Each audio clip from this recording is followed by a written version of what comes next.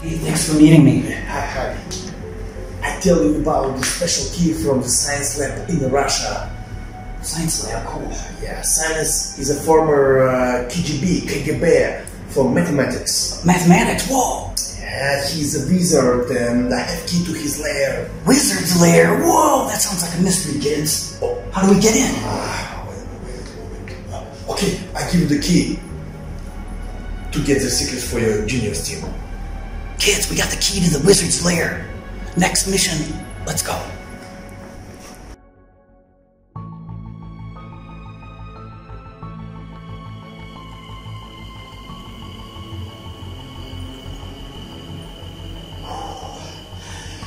Looks like that wizard's castle is right up ahead. But that castle wall, man, it must be about 300 feet tall. I'm glad I brought my climbing helmet. I'm gonna go ahead and put it on. I don't know what's gonna be at the gate. You can go ahead and put the beret on once we get inside the castle.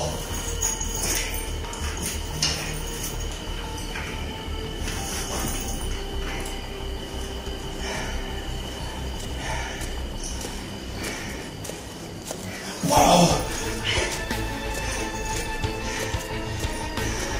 Man, come on, let's go!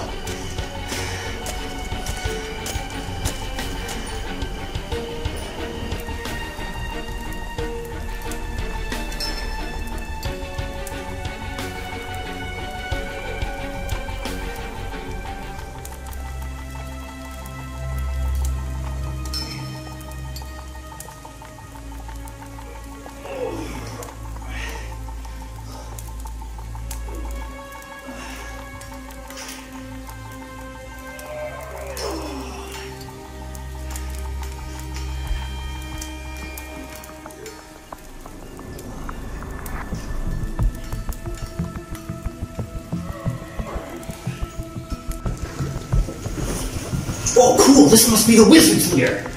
Look at all this stuff. Man.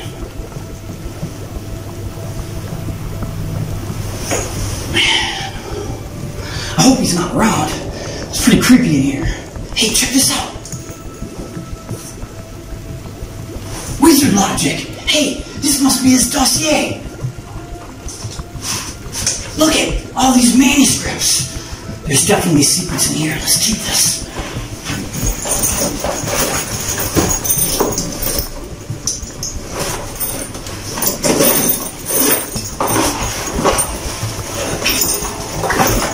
Let's see what else is in here.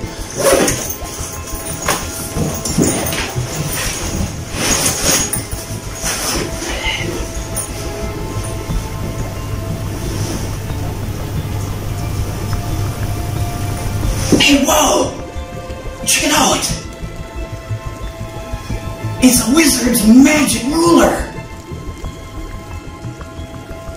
Yeah, let's see, magic word, yapple dapple! Whoa!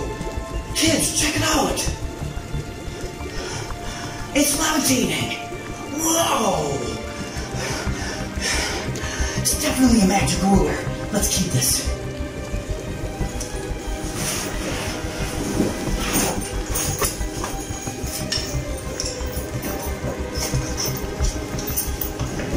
I wonder if there's anything else in here.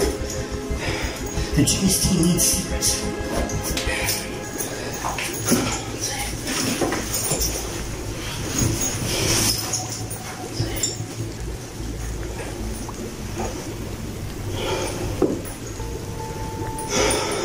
Let's get out of here before the wizard comes back. Man, finally back into the capital, St. Petersburg. What an old city. Take a look at this library, for example. They might need to do a little updating.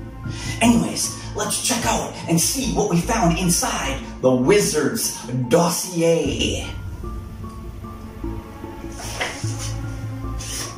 Wizard's ruler.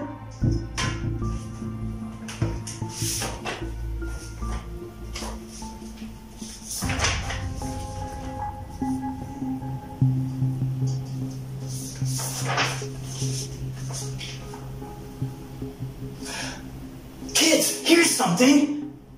The the arithmetical manipulation concept theory, or AMC for short. Kids, let's take a closer look at the AMC. From the Wizard's Dossier, concept number 1, AMC, arithmetical manipulation concept theory. Concept number 1 is the Wizard's magic ruler. Remember, we saw the magic ruler floating. It's magic, kids. Let's go ahead and take a look at what that means. When you have some type of geometrical shape, this geometrical shape can be a circle, it can be a rectangle, it can be an unusual shape, it can be some type of a polygon, it could be anything. We have to measure an unknown value. Here we have kind of like a 5-sided shape here, and one of the sides, X, represented here is the unknown. We have one of the sides that's defined. So basically what we can do here is we can make a magic ruler off of the known variable. Where we're going to make our ruler from, right over here, kids, you can see that we have your bubble sheet. With your bubble sheet lightly on the sides, with your pencil, you're going to make a ruler with the unknown value and measure that with a ruler you make from the known value. So if you look over here, here is the length that's known, it's 4. I go over here and I use the edge of the paper here as the 0 mark, and then I come all the way over here and I make the ruler lightly with my pencil on my bubble sheet. I label that 4. Half of 4 in the middle here, I would go ahead and segment that off and then label that 2. Half of 2 is going to be 1, and then another half of that is going to be 0.5. Notice that I didn't really need to measure and make this and define this part of the ruler.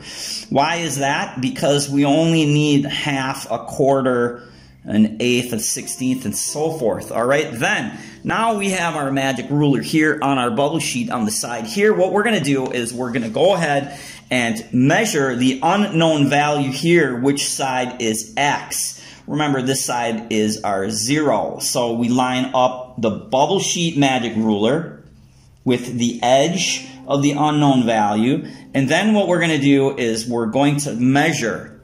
Okay, now you see here, we don't have enough information here to get an accurate measurement, okay? Because here is where the line is, but we don't know what that is. So what I do is I come to the area where we measured 0.5 and 0.1, and on my actual ACT test, I just put a dot at the mark I know for sure. That mark there is represented as 1. Then what I do from here, this is what I just did, I got to 1 value, I put a mark on my test, then I slid the ruler to the right, or in this case, I slid it down and went back to 0. Okay, so I have 1, and then now I'm at 0, and then I can look and see that the next defined mark here is 0.5. I look and I see that we have 1.5 is what would represent using the magic ruler concept. Kids, Wizard's magic ruler, let's review. You're going to have some side. It could be a rectangle, it could be a multi-sided shape, it could even be a circular object. In this case, what you're going to do is make the ruler off of the known value and then measure the unknown value. That's the magic ruler. Now, down here, I'm going to show you a trick that you can do for circular objects. If we're trying to know what the arc is here, let's measure the arc, and it tells us that the radius here is 4. All right? What you can do with your ruler now is take your ruler, which is your bubble sheet, and bend it. See how I'm bending it like this? I come over here and I make my ruler from the known value. The edge of the paper is 0, and here the radius is 4, half of 4 is 2, and 1 again. Then what I do is I bend the bubble sheet like this and arc it around the outside of the circle. If you see, when I come over here and do that, I'm going to see it's about 2.5. All right, Wizard's ruler, concept 1.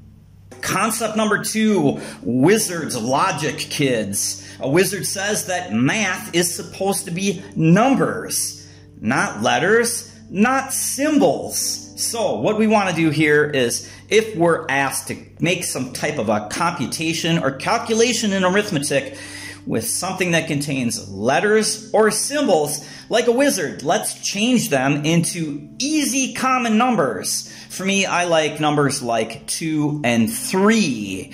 Some kids may like 4 and 5 better. Totally depends on you. Also, keep note that sometimes ACT is going to make you use one of the numbers. For example, if I said something like 3 minus y equals 10, I can't use 2 and 3 in this case, all right? What I would have to do is actually do a little bit of algebra to solve what y is, all right? So if I said x is 2, then I'd have to solve for y. 3 minus y equals 10, so y here is going to have to equal 7. See how it doesn't work with 2 or 3. You have to simply solve. All right? Also notice that if we have a symbol like this, square root, we can go ahead and get that out of here. Let's go ahead and take a look at our first working example, kids. We have 31x minus 15y plus 2 minus 5 pi plus 2 square root 8. What does that equal? All right.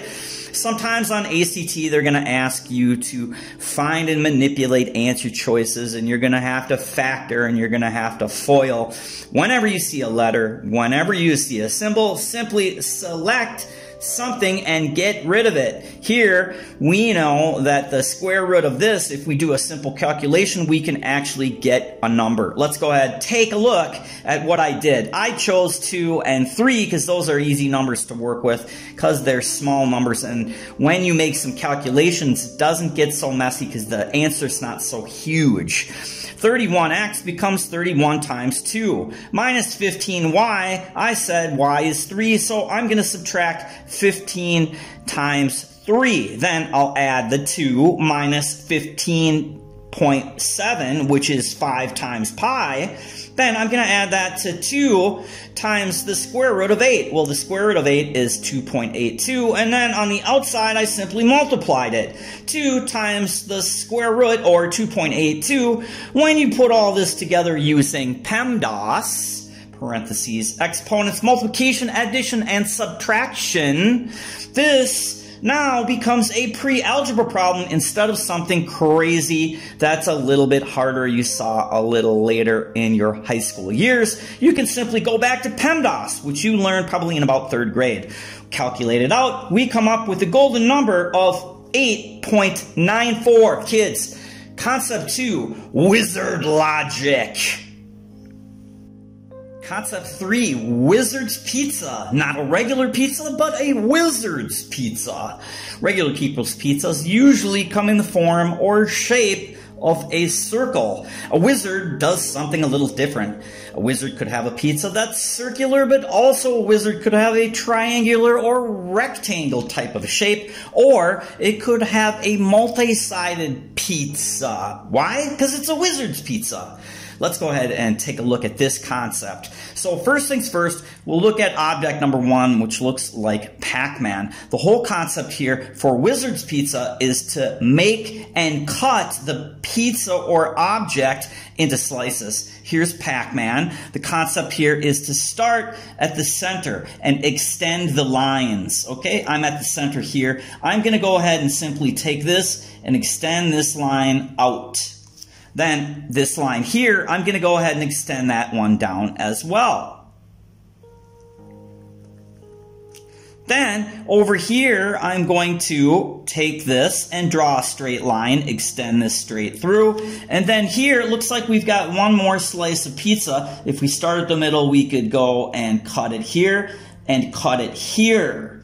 See how I simply created a pizza, cut it up into equal parts. Now, if they ask us something about what the percentage is, or what's the length, or what's the area of this, what degrees measure, and so forth, we could simply go like this. 1, 2, 3, 4, 5, 6, 7, 8 slices of pizza. It looks like 2 of the 8 slices are missing, so 2 over 8 is 1 over 4. 25% is missing. We could go ahead and do a bunch of different things with that. So concept number 1 here is a full circle, all right? If we have a regular circle that's nothing is cut out, we could go ahead and just simply cut it directly through the center. That is a 180-degree line. Then here we once again cut it in the center again, which makes it a 90-degree line. And we start here and go out and go out and go out. See how everything focuses in on the middle of the circle when we're dealing with circular shapes. All right, moving on here. Here we have something that looks kind of like a cross or something, okay? So what we could do is we could come over here and we could go ahead and pizza slice this off, right? Okay. When we do that, you'll notice that if we cut that out, that becomes a rectangle, right? Let's do that on the other side. So, step number 1 is to notice that what we did here is we made this shape into 3 objects. 1, 2, and 3. But wait! What if we went over here and cut this in half? And now we have 2 small pieces, right? Let's shade these in. Here's one shaded little mini slice of Wizard pizza. And let's go ahead and just place it right over there. So when we do that, that goes away. Let's do the same thing over here. Let's cut this off and attach it over here. When we do that, you see that now this goes away. And what we have remaining is just a rectangular, and we could solve for the length times the width on that. See, it's Wizard's Pizza, kids. Let's go ahead and take a look at another one here. Here we have another kind of an odd shape. What we could do is we could come over here and we could cut this off. Now we have 2 shapes. We have a triangle, a square, and what we could do again is just divide this out. Okay, let's cut this piece off and attach it over here. See that? Now it's so much easier for you to recognize that we have just 2 small squares. And if we have 2 small squares, you'll notice that if we went ahead and pizza pied this out Wizard style, we could go like this, 1, and we could go 2.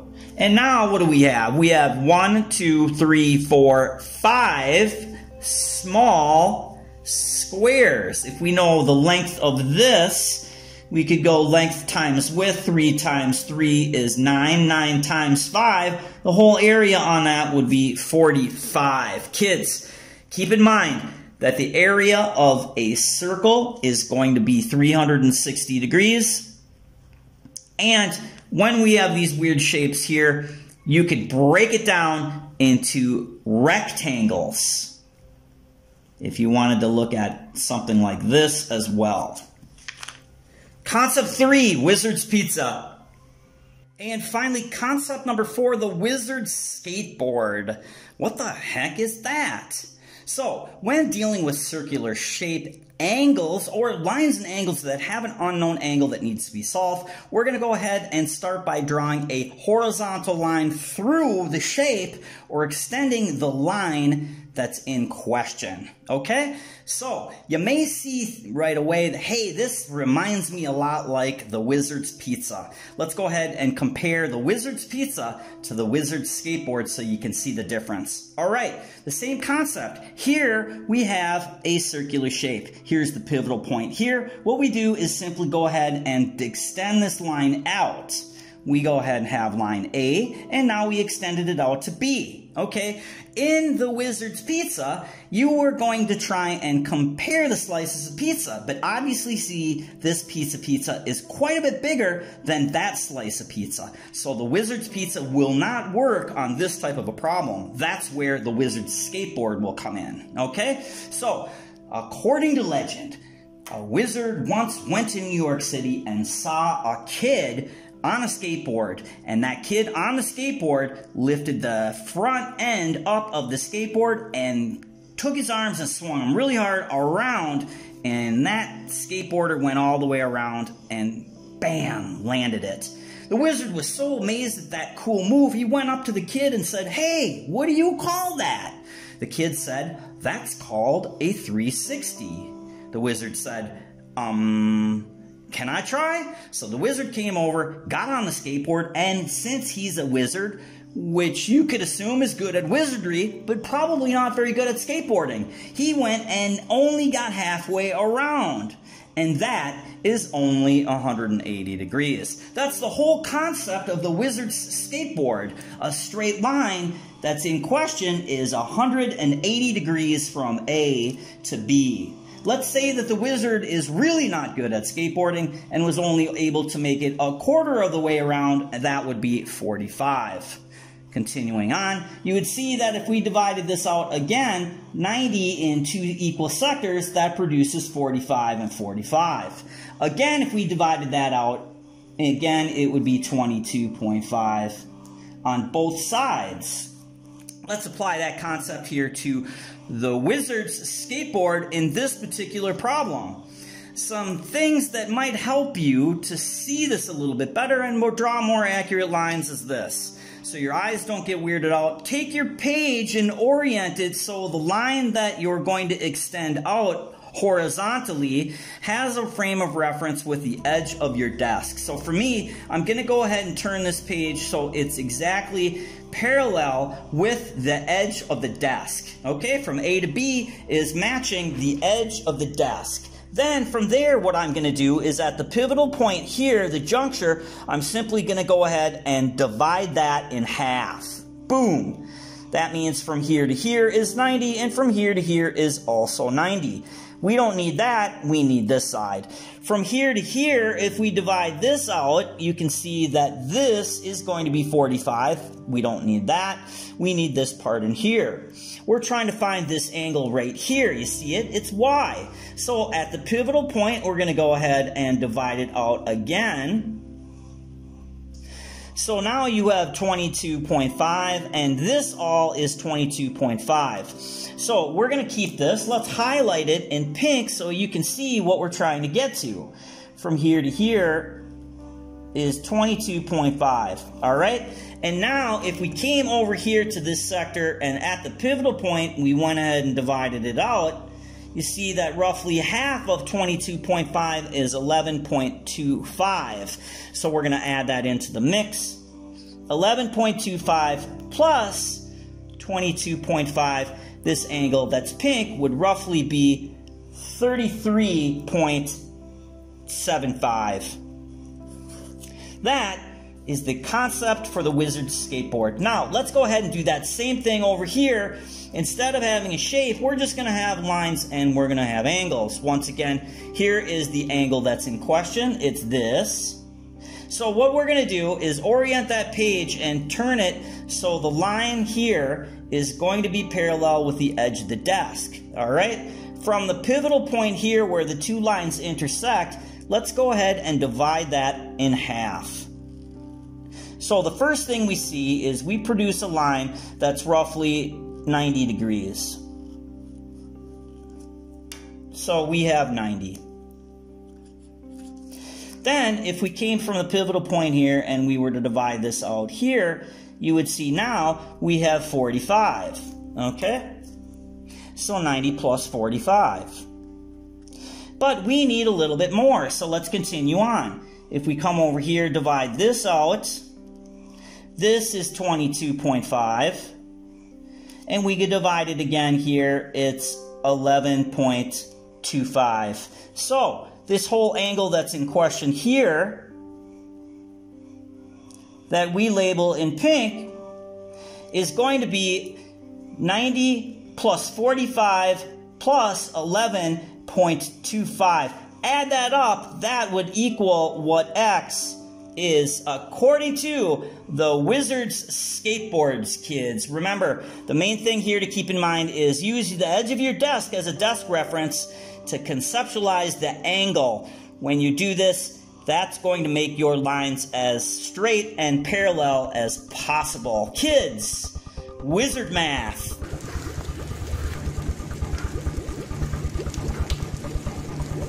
Someone has been in my lair.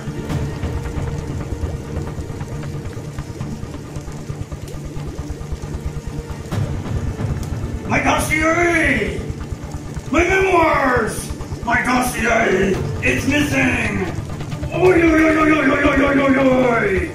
It's Professor Thomas and his genius team. I know it! Foiled! Foiled! Foiled again! Oi, oi, oi, oi, oi, oi, oi, oi!